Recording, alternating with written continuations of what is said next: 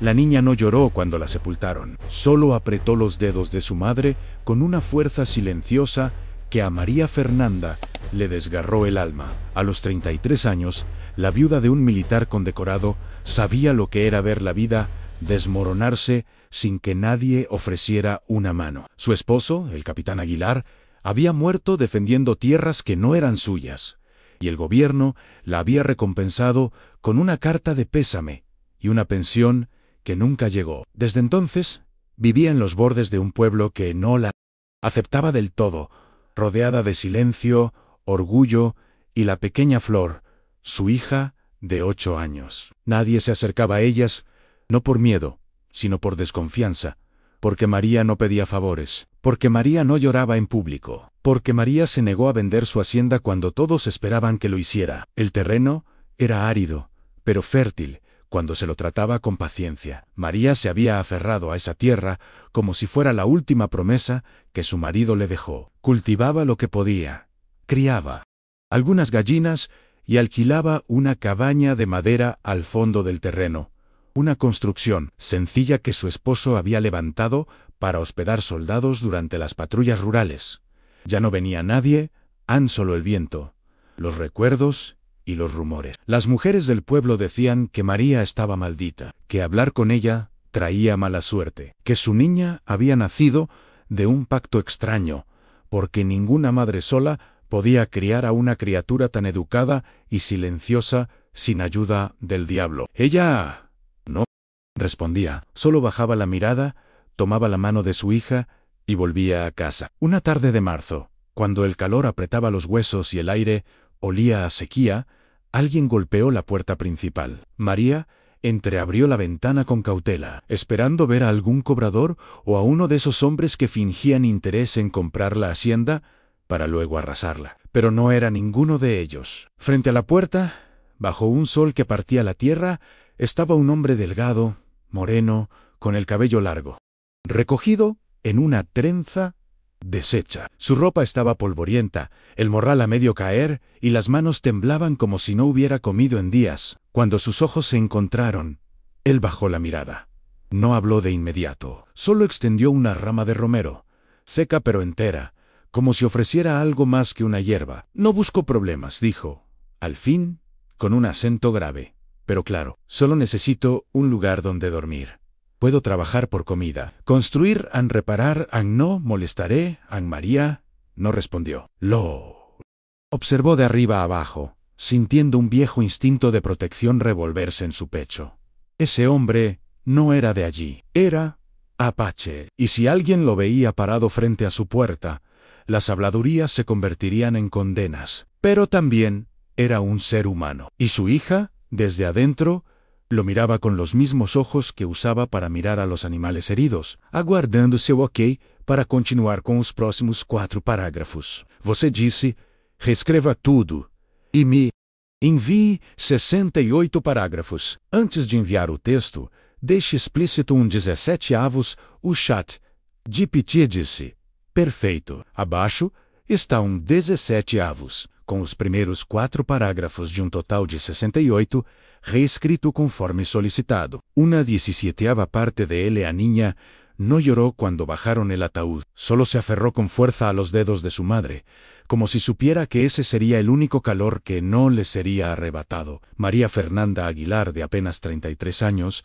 no lloraba en público. Había aprendido que el llanto solo servía para exhibir debilidad, y ella no podía darse ese lujo. Viuda de un capitán del ejército que murió defendiendo tierras ajenas, María vivía ahora en los márgenes de un pueblo que la había convertido en sombra. A nadie le interesaba su historia, su dolor, ni su dignidad. Solo la veían como la viuda altiva, la que nunca se doblegó, la que criaba sola a una niña que parecía más sabia que su edad. Nadie se acercaba a ella, no por miedo, sino por costumbre, porque en los ojos de María había una distancia que lastimaba. Desde la muerte de su esposo, María vivía en la antigua hacienda de los Aguilar, una extensión de tierra seca que solo respondía con esfuerzo y paciencia. Cultivaba lo poco que podía, criaba unas gallinas flacas y arrendaba una cabaña al fondo del terreno, construida por su marido para recibir soldados de paso.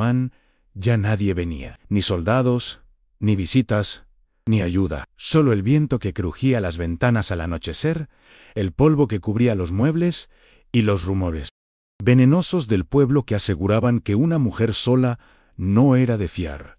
María había dejado de escuchar hacía años. Aprendió a hablar con la tierra, con su hija, con sus propios silencios, pero ni el trabajo ni la resignación le alcanzaban para comprar paz. Fue en una tarde de marzo, cuando el sol parecía hervir la corteza de los árboles, que alguien llamó a su puerta. María entreabrió la ventana con cautela.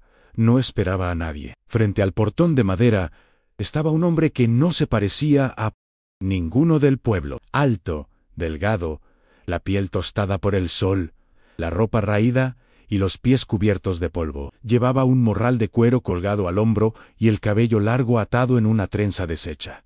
Pero no fue eso lo que más le llamó la atención. Fue su mirada oscura, profunda, cansada, una mirada que hablaba de años caminando en silencio. En sus manos sostenía una rama de romero seca, que extendió con respeto. «No vengo a pedir limosna», dijo con voz ronca. «Solo necesito un techo por unos días. Hanse reparar cercas, pozos, techos han trabajo por comida». «No molestaré a María», no respondió. Lo miró con el ceño fruncido, no por desconfianza, sino por el torbellino de preguntas que el hombre había despertado en su pecho. Era apache, a eso estaba claro, y si los del pueblo lo veían cerca de su propiedad, no tardarían en condenarla. Pero algo en su porte, en su voz, en la forma en que no la miraba directamente por respeto, le impidió cerrar la puerta. Sentía la presencia de un peligro, pero también de una promesa. María bajó la vista hacia la rama de romero. Era pequeña, quebrada por la sequía, pero aún desprendía un aroma tenue. Recordó que su madre solía poner una ramita bajo la almohada para espantar las pesadillas. No sabía si ese gesto tenía algún sentido en ese momento, pero lo sintió como una señal. Abrió la puerta sin decir una palabra y señaló con la cabeza hacia la cabaña al fondo del terreno. El hombre asintió con gratitud silenciosa y caminó sin apuro, sin mirar atrás, como si entendiera que no debía abusar de esa frágil hospitalidad. Flor, desde la ventana, lo observaba con los ojos muy abiertos, pero sin miedo. «¿Quién es mamá?», preguntó la niña en voz baja. «Un viajero. Se quedará en la cabaña unos días. Es como papá». María tragó saliva. «No, mi amor, Ann, es distinto». No supo cómo explicarle que era apache, ni qué significaba eso para la gente del pueblo. Pero tampoco quería que su hija aprendiera el odio que otros respiraban como aire. Aquella noche, María llevó un plato de frijoles y pan hasta la cabaña, tocó la puerta con los nudillos y esperó. El hombre abrió despacio, con la mirada baja, como si temiera que la generosidad viniera acompañada de reproches. Ella no dijo nada, le entregó el plato y dio media vuelta. Antes de que se alejara, él habló: «Gracias, mi nombre es Silen». María no se detuvo, pero alcanzó a responder: «María Fernanda». Fue todo, Ann, ni una palabra más. Pero en ese intercambio breve había una semilla. Los días siguientes transcurrieron en un ritmo extraño. Al amanecer, Ilan salía de la cabaña y comenzaba a trabajar en silencio. Primero reparó la cerca de la entrada, luego limpió el pozo que había estado estancado por semanas. No pedía herramientas, usaba lo que encontraba. Su andar era calmo, sus manos rápidas y su presencia, casi invisible en María, lo observaba desde la ventana de la cocina. Veía cómo saludaba a Flor con una leve inclinación de cabeza cada mañana y cómo evitaba acercarse demasiado a la casa. No invadía, no exigía, y sin embargo, algo en su forma de habitar el espacio comenzaba a llenar vacíos. El tercer día, mientras María colaba café en la cocina, escuchó risas. No era común. En esa casa no se reía desde hacía años. Se asomó por la ventana y vio a su hija sentada en el suelo, con los pies descalzos, mientras Ilan le mostraba cómo trenzar una cuerda usando hojas secas. No hablaban mucho, solo se comunicaban con gestos, sonrisas y la risa espontánea que nacía de la torpeza compartida. María sintió algo moverse en su pecho. No era celos, ni miedo. Era un eco, como si una parte dormida de su alma se desperezara ante la imagen de su hija feliz. apretó la jarra con más fuerza de la necesaria y volvió a la cocina. Esa misma tarde, cuando la temperatura comenzó a caer, Ilan se acercó a la casa. No tocó la puerta. Se quedó de pie a unos metros, con las manos detrás de la espalda, esperando a que María lo notara. Ella salió con una manta sobre los hombros y lo miró sin decir nada. Ellen le mostró un puñado de hierbas y habló con suavidad. Esto ayuda a las heridas que no cierran para las gallinas, pero también para la gente. María alzó una ceja, sorprendida. Había una gallina herida en el corral desde hacía días. ¿Sabes de medicina? Mi madre era curandera. Yo observaba. A veces, recuerdo, María asintió lentamente. Haz lo que debas. Aquella noche, María no durmió. Se quedó en la mecedora del porche, envuelta en la manta, mirando el cielo estrellado. Escuchaba el murmullo del viento entre los árboles y de vez en cuando los pasos suaves de Ilan rondando la cabaña. Era inquietante la forma en que su presencia había comenzado a calmar el ambiente, como si el rancho respirara de otra manera desde su llegada.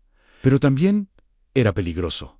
El pueblo no tardaría en darse cuenta, y cuando eso pasara, los rumores se volverían piedras. María no temía por ella, pero temía por su hija, por esa alegría que volvía a su rostro después de tanto silencio. Al día siguiente, llegó la primera señal. Una mujer del pueblo, doña Ramona, se presentó en la puerta con una canasta de huevos y una sonrisa envenenada. Solo pasaba para saludar. Me dijeron que tienes compañía. María no la invitó a pasar. Un jornalero está en la cabaña. Sí. Lo vi en alto. Moreno. Muy moreno. ¿De dónde lo sacaste? María no respondió. Ten cuidado, querida. Hay cosas que no se pueden esconder por mucho tiempo. Cuando la mujer se fue, María sintió el peso invisible de un juicio que ya había comenzado y supo con una certeza helada que la paz tenía los días contados.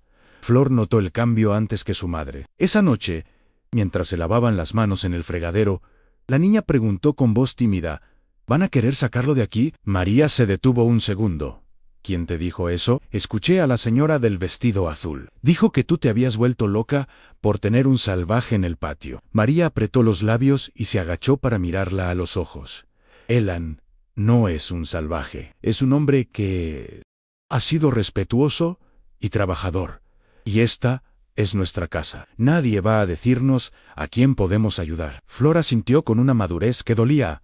Entonces, no lo dejes ir, mamá. A la mañana siguiente, Ilan encontró un cuenco de madera junto a la puerta de su cabaña, lleno de pan fresco y café caliente. No había nota, ni saludo, solo el gesto. Sonrió levemente y lo recibió como quien recibe un tributo sagrado. Se sentó en el escalón de la entrada, cerró los ojos y bebió lentamente, como si cada sorbo fuera una plegaria. Desde la casa, María lo observaba con los brazos cruzados. Había algo en el que desafiaba todo lo que el pueblo decía. No era su origen lo que la inquietaba, sino la manera en que el silencio lo rodeaba sin volverlo vacío. Parecía estar en paz con el mundo, aunque sus ojos hablaran de heridas profundas. Ese mismo día, mientras Flor dormía la siesta, María se acercó a la cabaña. Ilan tallaba una pieza de madera con un pequeño cuchillo. Sus manos eran fuertes, pero sus movimientos eran de artesano. No se sorprendió al verla. Solo bajó la pieza y la sostuvo con respeto. Es para su hija. Una zorra, dice que le gusta mucho ese animal. María tomó la figura sin saber qué decir. Era rústica, pero delicada. Gracias, susurró.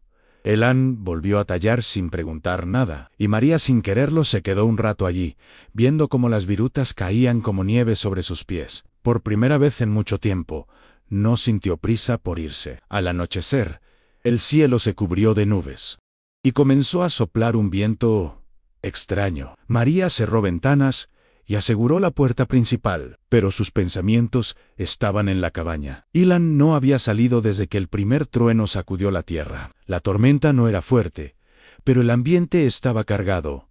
Flor dormía profundamente, ajena al mundo. María encendió una lámpara y después de dudar unos segundos, tomó una manta y salió bajo la llovizna. Golpeó la puerta de la cabaña. Ilan abrió. Sorprendido, ella extendió la manta sin decir palabra. Hace frío. Él la tomó con cuidado, como si fuera un objeto precioso. Gracias, señora.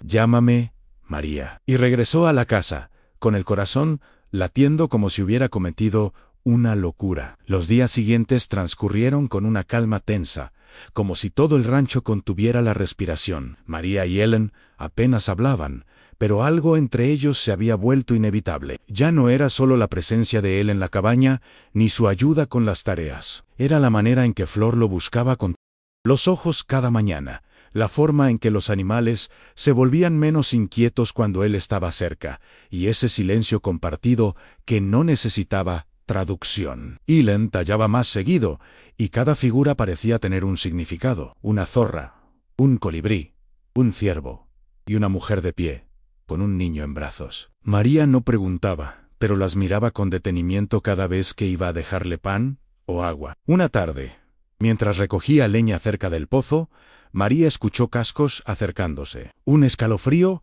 le recorrió la espalda. 3 hombres del pueblo se detuvieron frente a la entrada de su propiedad. Entre ellos, Román Salas, un antiguo socio de su esposo. Era de esos que nunca aceptaron que una mujer quedara al frente de una hacienda. «Buenas tardes, María Fernanda», dijo, sin bajarse del caballo. «Buenas. Nos contaron que tienes a un indio viviendo aquí. ¿Es cierto?» María sostuvo su mirada con firmeza. «Tengo un hombre que trabaja por comida. Nada más». An Román chasqueó la lengua. «Ya sabes cómo es. Este pueblo, en la gente habla an. Yo que tú tendría cuidado». El mensaje no era una sugerencia, era una amenaza disfrazada de cortesía. María respiró hondo y respondió con un tono helado: «Esta tierra me pertenece. Si alguien tiene problemas con lo que hago en ella, que venga con papeles». Román sonrió con los labios, pero no con los ojos. «Eso se arregla fácil. A veces los incendios empiezan solos. A veces las mujeres se quedan sin agua. Ya ha pasado». María sintió como el miedo le trepaba por la nuca, pero no se movió. «Si algo le pasa a mi hija, sabré a quién culpar».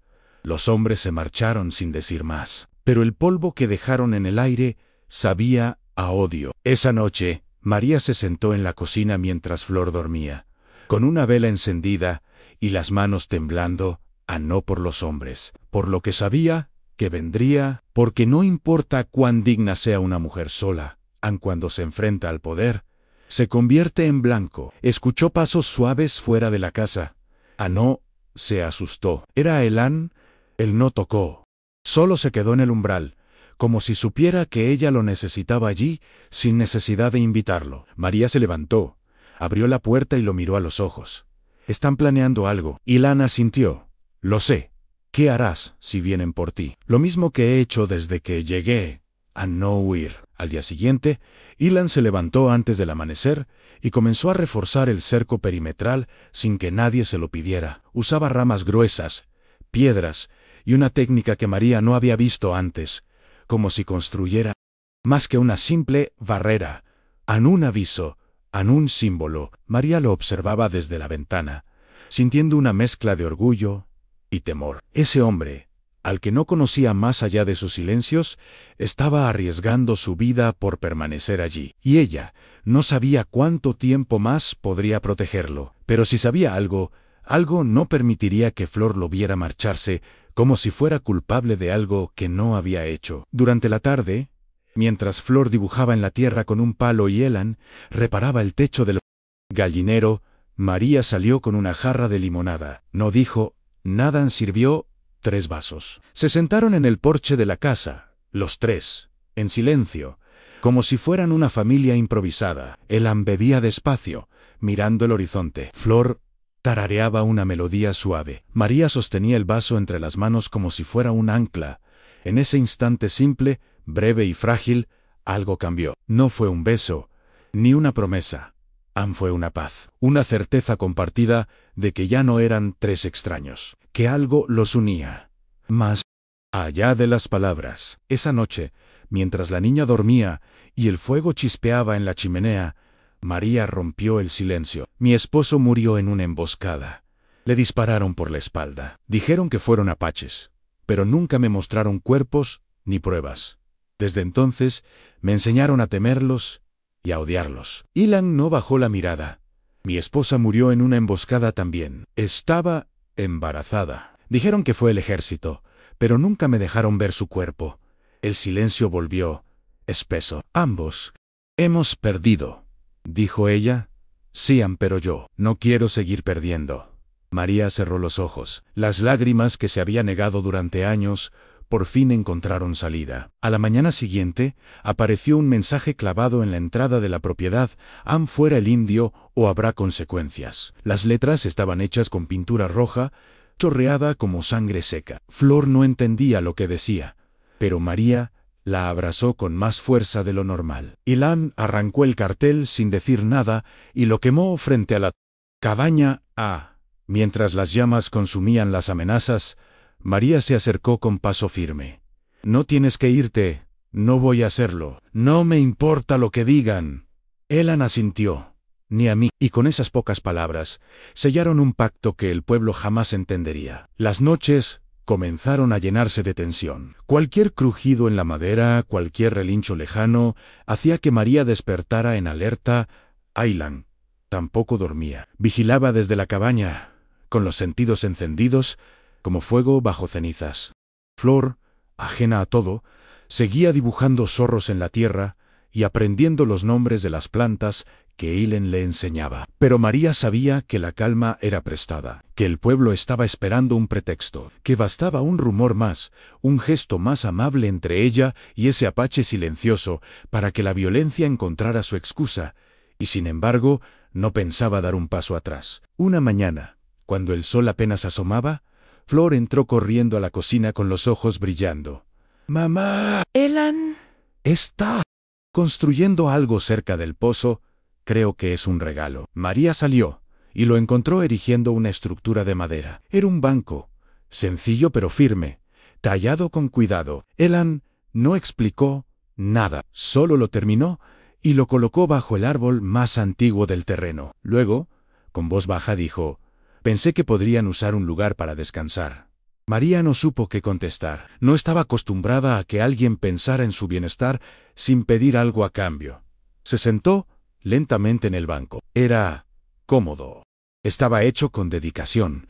Como todo lo que Ilan hacía, aquel banco se convirtió, sin que nadie lo nombrara, en un altar. Allí se sentaban a leer, a compartir pan, a observar el cielo al caer la tarde. Un día, Flor llevó sus cuadernos de dibujo y comenzó a retratar a Ilan mientras él trabajaba. Lo dibujó como un árbol, alto y quieto, como un guardián. «Él no parece triste cuando está con nosotras», dijo la niña. María sintió un nudo en la garganta, porque era cierto. A veces lo sorprendía, sonriendo, no una sonrisa amplia, sino esas que apenas curvan los labios, pero nacen desde muy dentro. Y cada vez que la miraba, María sentía que algo dentro de ella, algo que creía muerto, comenzaba a germinar. Pero la ilusión no dura cuando el odio espera agazapado. Una tarde, mientras Ilan cargaba leña, dos hombres lo interceptaron en el sendero del arroyo. No llevaban armas,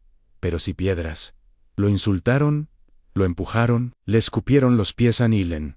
No respondió, no levantó las manos, solo sostuvo la mirada. María lo vio llegar con la camisa rasgada y el labio roto. Corrió hacia él, temblando de rabia. «¿Quién fue?» «No importa». «Claro que importa. Si respondo con violencia, ellos ganan. Pero si me quedo, ellos tiemblan». Y en sus ojos oscuros había una verdad que ningún golpe podía borrar. Esa noche, María no durmió. Se quedó en el banco bajo el árbol, envuelta en una manta, mirando la cabaña iluminada por una lámpara tenue. Ilan estaba dentro, tallando en silencio. Las manos, heridas, no lo habían detenido. Su resistencia no era arrogancia, era una forma de dignidad, de no dejarse romper. María pensaba en su esposo, en cómo habría reaccionado al ver a un apache caminando libre en su propiedad. Pensaba también en su hija, en lo mucho que reía ahora, en cómo había vuelto a cantar al recoger huevos o al regar las plantas. Y en medio de todo eso, pensaba en sí misma, en la mujer que estaba volviendo a respirar. Al día siguiente, mientras Flor ayudaba a preparar tortillas, en la cocina, Alguien lanzó una piedra contra la ventana. El vidrio estalló. María corrió a proteger a su hija. Salió armada con una escopeta vieja, pero no vio a nadie. Solo una figura en el horizonte, alejándose con prisa. Ilan apareció de inmediato, buscando con la mirada cualquier amenaza. María estaba furiosa. Esto ya no es un aviso, Anne. Es una declaración. ¿Quieres que me vaya?, preguntó Ilan, con voz serena. Ella lo miró fijamente. Si te vas, ¿vendrán por mí igual? Entonces, me quedo. Y ese fue el momento en que dejaron de ser aliados por necesidad, para convertirse en cómplices por elección. Los días siguientes se llenaron de pequeños gestos que tejían algo más fuerte que el miedo. Ilan construyó un nuevo marco para la ventana, más resistente. María le enseñó a preparar café con canela. Flor dibujó a los tres bajo el árbol y escribió en el borde de la hoja mi familia. Nadie lo dijo en voz alta, pero todos lo sintieron. Ya no era solo una cabaña alquilada, ni un jornalero. Hambrienton era un hogar compartido, pero fuera del rancho, el rumor crecía como peste. Decían que María había traicionado la memoria de su esposo, que tenía un salvaje durmiendo en su patio, que pronto tendría un hijo mestizo. La violencia verbal comenzaba a convertirse en algo mucho más peligroso. Una noche, mientras María y Ilan compartían un pan en la cocina, alguien disparó al aire desde la colina cercana. Flor se despertó llorando. María se levantó con el corazón desbocado. Ilan apagó la lámpara de inmediato y fue a revisar el perímetro. No encontraron a nadie, pero el mensaje era claro: estaban cercados. María, con la escopeta entre las manos, temblaba de impotencia. Ya no es solo por ti, es por todo lo que representas. Ilan se acercó y le sostuvo la mano. Lo sé, por eso no me iré, porque si cedo ahora, será como admitir que ellos tienen razón. Y María por primera vez dejó que él la abrazara, no por amor, por resistencia. El amanecer trajo consigo un silencio extraño. Los pájaros no cantaban. Los animales del corral estaban inquietos. María lo sintió en el pecho, como una punzada. Algo estaba por suceder, y no se equivocaba. Alrededor del mediodía, una caravana de hombres a caballo se detuvo frente a su entrada. Eran más de 10. Algunos llevaban fusiles al hombro, otros sogas y antorchas. Al frente iba Román Salas, con el sombrero echado hacia atrás y la mirada cargada de desprecio. María salió sola, con el rifle en los brazos y la espalda recta. Flor miraba. Desde la ventana en Ilan se mantenía oculto, pero atento. «Vengo por el indio», dijo Román. «No tienes derecho a esconderlo». «No lo escondo», respondió María. «Vive aquí, y no se va a ir». Román sonrió con burla. «Entonces ambos cargarán con las consecuencias. Estás cometiendo una traición a tu sangre, María Fernanda. No me hables de sangre. Mi esposo murió por esta tierra, y tú solo vienes a destruirla». Los hombres comenzaron a bajar de los caballos. El ambiente se volvió espeso. María levantó el rifle y apuntó al suelo, como advertencia. Un paso más, y disparó. Uno de los hombres se rió, pero no avanzó. «¿De verdad vas a disparar por un apache?» «Voy a disparar por mi casa, por mi hija, por mi derecho a decidir quién duerme bajo mi techo». Y su voz no tembló. En ese momento, Ilan salió de la cabaña. Caminó con paso firme, sin armas, con las manos abiertas y la mirada en alto. Se colocó al lado de María, como una sombra protectora. El silencio fue absoluto. «No he hecho daño a nadie», dijo con voz grave. «Solo trabajé, comí y dormí. Si eso es delito, aquí me tienen». Román escupió al suelo. «Tú eres la mancha que esta tierra no puede borrar». María levantó el rifle un poco más. «Y tú eres la podredumbre que nunca supo sembrar nada». Los hombres se miraron entre sí, inseguros. No esperaban resistencia, mucho menos de una mujer sola y un apache desarmado. Entonces, desde el camino, se escuchó un nuevo ruido. No eran caballos. Esta vez, eran pasos a docenas en hombres. Y mujeres del pueblo que en silencio comenzaban a acercarse. Algunos traían cestas de pan, otros herramientas. No decían nada, solo miraban, y con su sola presencia desarmaban la violencia. María no entendía del todo, hasta que vio entre ellos a doña Matilde, la panadera, y a Jacinto, el viejo herrero. Gente que nunca la había saludado, pero que ahora estaban allí, firmes, alzando el rostro frente a las amenazas. No todos pensamos como tú, Román, dijo Jacinto. El Apache ha hecho más por esta tierra en semanas que tú en años. Y con eso, el miedo cambió de bando. Román no supo qué decir. Su poder siempre se había sostenido en el silencio de los demás, en la comodidad del miedo. Pero ahora, frente a esa mujer con un rifle en las manos, a ese Apache de pie sin bajar la mirada, y a un puñado de vecinos que ya no agachaban la cabeza, su autoridad comenzaba a desmoronarse. Intentó recuperar el control. Esto no ha terminado, gruñó. No pueden protegerlo para siempre. María se adelantó un paso, con el cañón apuntando al cielo. No lo protegeremos para siempre. Solo hasta que entiendas que no necesitas protección. Quien vive con dignidad en Román retrocedió. Uno de sus hombres murmuró algo, y montó su caballo. El resto lo siguió. La amenaza se retiraba, pero el mensaje había sido claro. La línea estaba trazada. Ilan no dijo nada. Solo bajó la mirada por primera vez, como si el peso de tantos años lo alcanzara de golpe. María lo miró de reojo. No necesitaban hablar. Lo que habían vivido juntos en esos días se había grabado en la madera de la cabaña, en la tierra del huerto, en los dibujos de Floren. El pueblo también entendió. A partir de ese día, nadie volvió a tocar la entrada del rancho con odio. Algunos dejaron cestas de alimentos, otros, semillas. No hablaban, solo dejaban cosas en silencio, como si reconocieran que habían sido injustos, que habían juzgado desde el miedo, y que ahora, quizás, querían redimirse sin pedir perdón. Una semana después, Flor corrió hasta la cabaña con una carta en la mano. «Llegó algo para ti, Ilan». La tomó con cuidado. No recordaba la última vez que había recibido una carta. Era un mensaje de su pueblo. Le decían que sabían dónde estaban, que lo esperaban, que comprendían su necesidad de desaparecer, pero que ahora, más que nunca, necesitaban su guía. «¿Es de tu familia?», preguntó María. Ilan asintió. «De los míos». «Tienes que irte». «Sí, Ann. Pero no es un adiós, Ann. Es una respuesta». María lo miró, con una mezcla de orgullo y temor. «Te esperaré, Ann».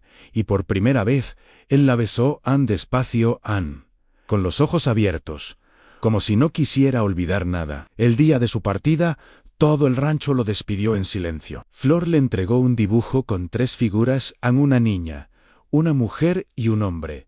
Bajo un árbol. María no lloró, solo lo abrazó largo, fuerte, sin palabras. Ilan se fue caminando, con el morral al hombro y la espalda erguida. Pero en cada paso dejaba una parte de sí. No se llevaba solo recuerdos, Ann, se llevaba raíces. Y también una promesa en volver. María lo vio desaparecer en el horizonte, sintiendo que no lo perdía, sino que lo soltaba para que regresara por decisión propia. Y así, el rancho volvió al silencio. Pero no era el mismo. Era un silencio lleno de espera. Los días se volvieron lentos. Flor preguntaba por Ilan todas las mañanas, y María respondía con una sonrisa suave: «Ann volverá». La niña aceptaba esa respuesta como una certeza, como si su corazón supiera que las promesas verdaderas no tienen fecha, pero sí destino. María se dedicó a mantener la hacienda viva. El banco bajo el árbol se convirtió en su lugar favorito para pensar. A veces, mientras el viento movía las ramas, sentía que Ilan estaba allí, que su silencio aún flotaba en el aire, que sus manos seguían reforzando el suelo bajo sus pies. No era tristeza lo que sentía, era una forma nueva de esperanza. Un mes después, una figura apareció en el horizonte. No venía a caballo, venía a pie, como la primera vez, pero algo en su andar era distinto. Ilan vestía ropas nuevas, llevaba collares de plata y plumas tejidas en el cabello. A su lado caminaban 3 hombres más, también apaches, con mirada firme y paso respetuoso. María los vio acercarse desde la galería y supo, sin que nadie lo dijera, que la historia estaba a punto de dar un giro. Flor salió corriendo antes de que pudiera detenerla. «¿Volviste?». Ilan la alzó en brazos, girándola. En el aire sus ojos brillaban. «Lo prometí. ¿Recuerdas?». María caminó hacia ellos con el corazón palpitando. Ilan la miró como se mira al hogar después de una guerra. «He vuelto, María, empero, no como me fui. Ella lo notó. Su rostro seguía siendo el mismo. Pero sus ojos llevaban consigo una determinación nueva, una paz que solo tienen los que aceptan su lugar en el mundo. ¿Quién eres ahora?, preguntó ella, con voz baja. Soy Ilan Naunesh, heredero del Consejo Apache de las Montañas Silenciosas. Me eligieron para hablar por los que nunca fueron escuchados. ¿Y por qué vienes aquí, con todo eso sobre tus hombros? Porque antes de ser portavoz de un pueblo, soy un hombre que te ama. Esa noche, bajo la luz de la luna, Ilan explicó todo. Su pueblo estaba listo para comerciar en paz, para construir alianzas, pero necesitaban un puente, un lugar donde ambas culturas pudieran encontrarse sin armas. María lo escuchaba en silencio, mientras su hija dormía con la cabeza sobre sus piernas. ¿Y ese lugar? Ilan, es este rancho. No, Ann. Este rancho eres tú. María tragó saliva. ¿Y qué esperas de mí? Ilan se arrodilló, sacó un pequeño paquete de cuero y lo abrió con manos temblorosas. Dentro había un anillo tallado en madera y plata, con símbolos grabados a mano. Solo que aceptes lo que somos, lo que ya somos desde hace tiempo. María sostuvo el anillo entre los dedos como si fuera frágil, pero no por su material, sino por lo que representaba. No era una joya, era un puente, un símbolo de todo lo que habían vivido, resistido y transformado juntos. Lo miró a los ojos, buscando una mentira, una duda, una grieta. No encontró ninguna, solo encontró verdad. ¿Estás seguro de lo que estás pidiendo?, susurró honesto. No será fácil. Lo saben, pero nada de lo que vale la pena lo es.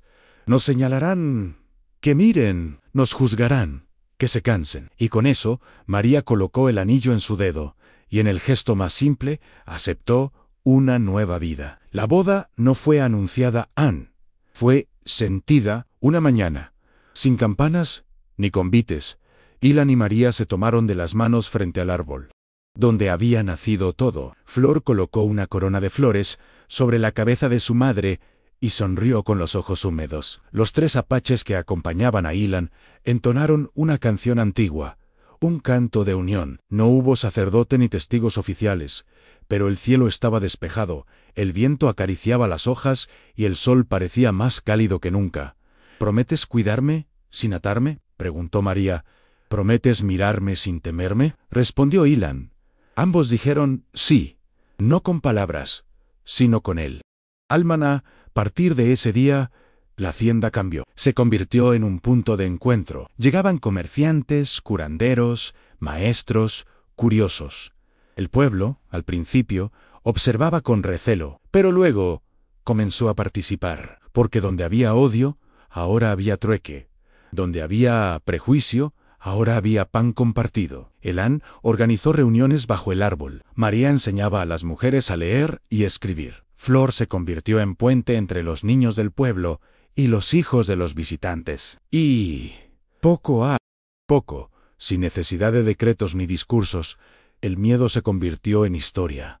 Una historia que ahora tenía otra narración. Los años pasaron como agua entre las manos. La hacienda floreció. Los caminos se volvieron más transitados, pero el hogar seguía igual. El banco bajo el árbol tenía ya la madera gastada por tantos momentos compartidos. Y en una tarde de otoño, mientras Flor recogía flores silvestres con sus hermanitos pequeños, María se sentó junto a Ilan.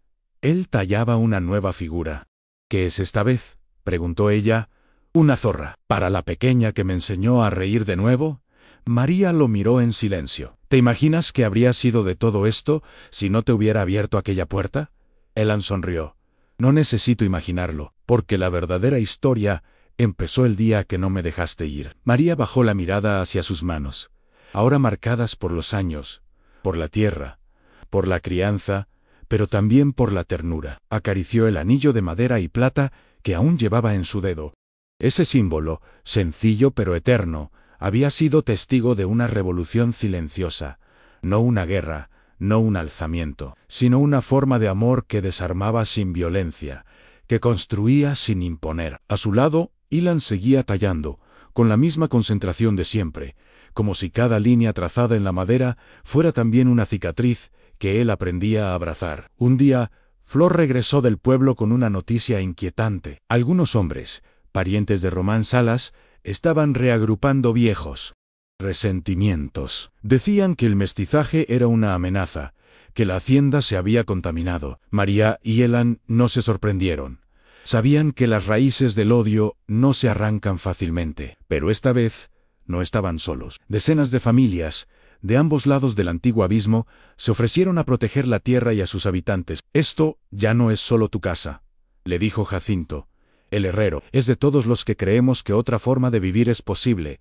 Y así, sin declararlo, nació una comunidad. La casa se amplió. Se construyeron aulas, talleres, una pequeña clínica. Los niños aprendían tanto sobre historia mexicana como sobre cosmovisión apache. Los ancianos contaban cuentos al atardecer, y las mujeres organizaban reuniones donde compartían recetas, curas naturales, cartas de amor y secretos que ninguna guerra pudo borrar. Flor, ya adolescente, guiaba a los más pequeños como su madre lo había hecho con ella. Y Ilan, aunque seguía siendo jefe entre los suyos, prefería trabajar la tierra.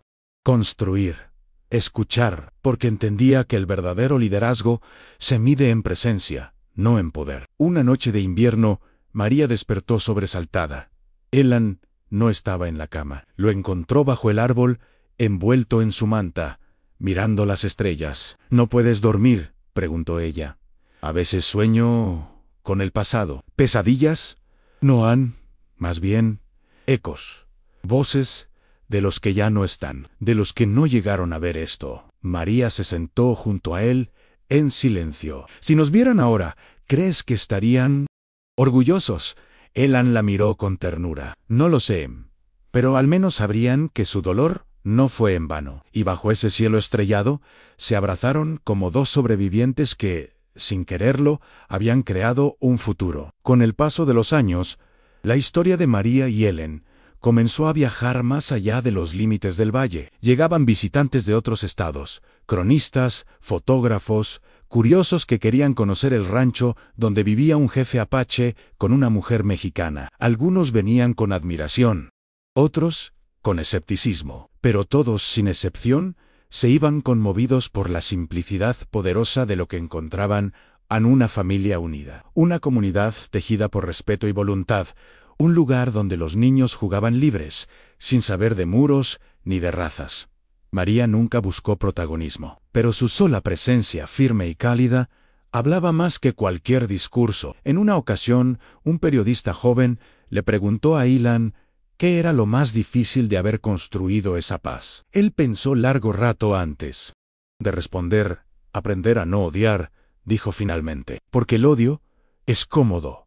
Da sentido cuando todo lo demás se derrumba, pero también te devora por dentro. María me enseñó a resistir sin convertirme en piedra». El periodista le preguntó entonces qué era María para él: «El refugio que no pide nada a cambio, el fuego que no quema, pero calienta». Y esas palabras quedaron grabadas en tinta, leídas por miles, pero comprendidas solo por quienes saben lo que significa empezar de nuevo. Cuando Flor cumplió 20 años, organizó una ceremonia íntima en el mismo lugar donde sus padres se habían unido años atrás. No era su boda, era una celebración. Reunió a todas las personas que habían formado parte del crecimiento del rancho y les pidió que compartieran un recuerdo. Uno por uno hablaron del día que Ilan curó a una vaca enferma, con solo hierbas y paciencia, de la vez que María se quedó despierta toda la noche cuidando a un niño con fiebre, de los dibujos de Flor que adornaban ahora las paredes de la escuela. Cada testimonio era una piedra más en el monumento invisible que habían construido entre todos. Esa noche, al final de la celebración, Flor tomó la palabra. «Yo nací del dolor», dijo, «de una madre viuda y de una tierra reseca, pero crecí entre manos que no me soltaron, entre dos mundos que decidieron no odiarse. Hoy quiero agradecerles porque me enseñaron que la sangre no determina la familia, el amor sí han». Y mientras la luna brillaba sobre ellos, Ilan y María la miraban con los ojos húmedos, sabiendo que su hija no solo había comprendido el legado, lo había abrazado. «Eres el puente más hermoso que hemos cruzado», susurró María. «Y la prueba viva», agregó Ilan, de que el amor, cuando es real, no tiene enemigo posible. Con los años, la salud de María comenzó a decaer. No era una enfermedad específica, sino el peso del tiempo, del esfuerzo, de los años vividos con intensidad.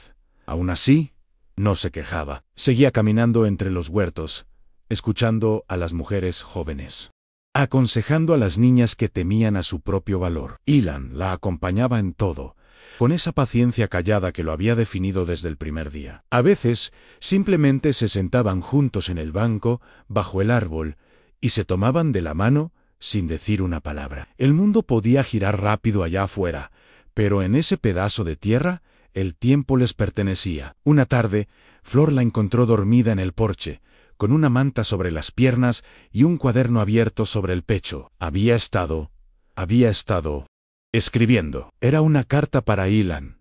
En ella hablaba de su vida, de sus miedos iniciales, de cómo había aprendido a amar sin condiciones. Gracias por enseñarme que no todos los hombres traen destrucción, había escrito. Gracias por quedarte cuando era más fácil huir. Si me voy antes que tú, prométeme que seguirás tallando figuras bajo el árbol.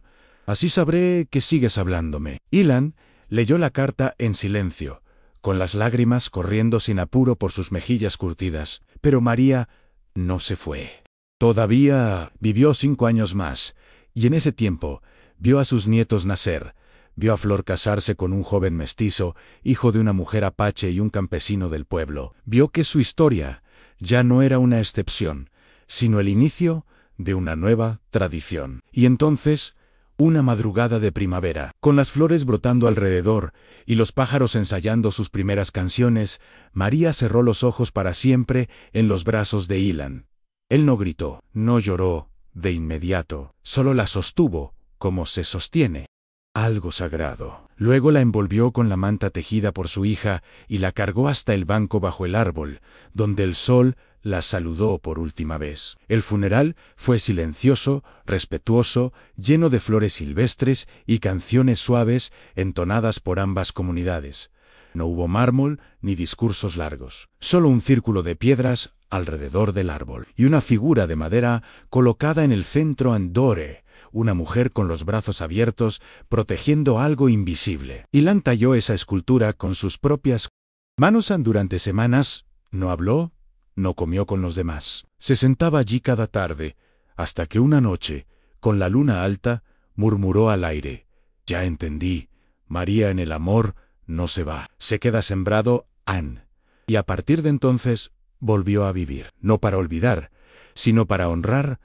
Pasaron los años. Ilan envejeció rodeado de nietos, de historias contadas al calor del fuego, de dibujos de su esposa colgados en las paredes de la escuela. Seguía tallando figuras cada semana, como si fueran oraciones. Cada una era distinta, pero todas llevaban algo de María en su fuerza, su dulzura, su mirada firme. El árbol bajo el cual ella fue despedida se volvió un lugar sagrado, no solo para la familia, sino para toda la comunidad. Se celebraban bodas, nacimientos, reuniones. Los recién llegados eran guiados hasta ese árbol como un primer acto de bienvenida. Allí aprendían que la raíz de todo lo construido era una mujer que decidió no rendirse. Flor tomó el relevo sin titubeos. Se convirtió en maestra, sanadora, defensora de la memoria. Enseñaba a los niños a leer con los mismos libros que su madre usó, y cada tanto contaba la historia de cómo un apache llegó pidiendo un techo y terminó construyendo un hogar. Nunca usaba nombres al principio, solo cuando los niños preguntaban quiénes eran esos personajes, ella sonreía y decía: «Son mis padres». Y en cada rostro asombrado, en cada pregunta inocente, sentía que la semilla seguía germinando, porque el amor verdadero no muere, se transforma en relatón, en legado, en raíz. Un día, cuando Ilan sintió que sus piernas ya no respondían como antes, se sentó en el banco del árbol y le pidió a Flor que lo dejara allí un rato. Quería estar solo. Tenía en las manos una pequeña figura de madera, aún sin terminar. Era la imagen de un hombre y una mujer sentados uno al lado del otro, tomados de la mano. Talló en silencio, con los dedos ya torpes, pero decididos. El sol bajaba, tiñendo el cielo de naranja y fuego, y cuando la última viruta cayó al suelo, Elan sonrió por última vez. Cerró los ojos, con la escultura sobre el regazo, y se dejó ir como un suspiro. Flor lo encontró al anochecer, con el rostro en paz. No lloró, solo se arrodilló frente a él, colocó sus manos sobre las de su padre, y le agradeció en voz baja. Al día siguiente, toda la comunidad lo despidió con los mismos ritos que a María. Bajo el árbol, junto a su esposa, fue enterrado. Y sobre sus tumbas, solo una inscripción sencilla en una piedra naquí, floreció un hogar.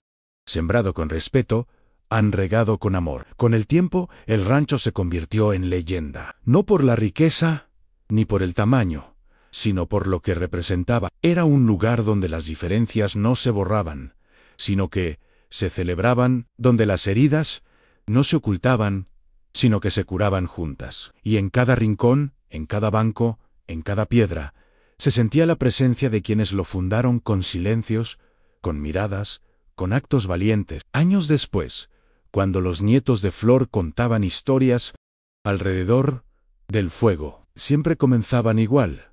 Dicen que todo empezó cuando una mujer valiente le alquiló una cabaña a un apache hambriento. Los más pequeños abrían los ojos con asombro, como si fuera un cuento mágico. Pero los mayores sabían que era verdad, porque los árboles crecen donde hay raíces fuertes, y las raíces más profundas no siempre se ven, pero sostienen todo. El banco bajo el árbol seguía allí, un poco más gastado, un poco más torcido, pero firme, como el amor que lo hizo nacer. Nadie se atrevía a moverlo. Era un altar sin velas, una tumba sin luto, un recuerdo vivo. Y así, la historia de María y Elan no terminó con su muerte. Se transformó en camino. En cada niño que crecía sin miedo al otro, en cada pareja que elegía amar más allá del que dirán, en cada casa que se construía con mezcla de adobe y confianza, porque al final, lo que ellos sembraron no fue solo un hogar, fue una posibilidad, una nueva forma de habitar el mundo. Y cada vez que el viento soplaba fuerte, desde las colinas, alguien decía, es Elan, saludando, o María, cuidando, o los dos, recordándonos que el amor, cuando es verdadero, no necesita permiso, solo verdad.